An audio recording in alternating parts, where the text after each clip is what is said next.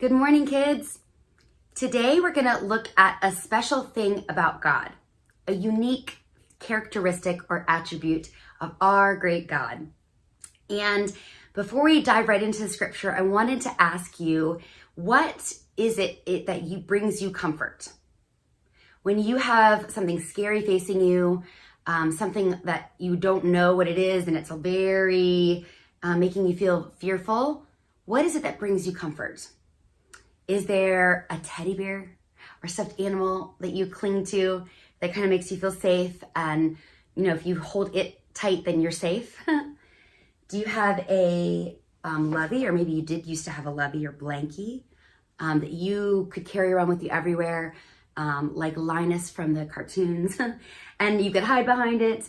And sometimes it got really dirty because it just was always with you, but it made you feel safe. You could go to someone else's house, and even though it was an unknown place, feel a little bit safer that you had your blanket with you. And I was reading my favorite children's book. It's about the attributes of God. It's kind of scripture in a poetic way. And these 2 pages kind of stuck out to me. For I am the maker of heaven and earth. I spoke, and my word brought life into birth. I am like a mother who comforts your fears and tenderly wipes away all of your tears. And I like this one especially because that is a picture of a very afraid cat or kitten that's being comforted by this little girl. And the cat's obviously afraid because there's a really mean dog there. And this image is from Isaiah 66.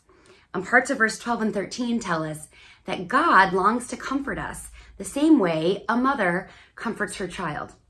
It says, "You will be like a child that is fed by his mother, carried in her arms and treated with love.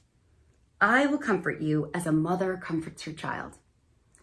And this message that God told through his prophet Isaiah was to his people who were in trouble because of things that they had done wrong. So our gracious and merciful God looked down upon his people, and even though they were suffering the penalty of their own, it was what they had done wrong, and they kind of caused the trouble themselves, he still longed to comfort them the same way a mother comforts her child and feeds and takes care of her child.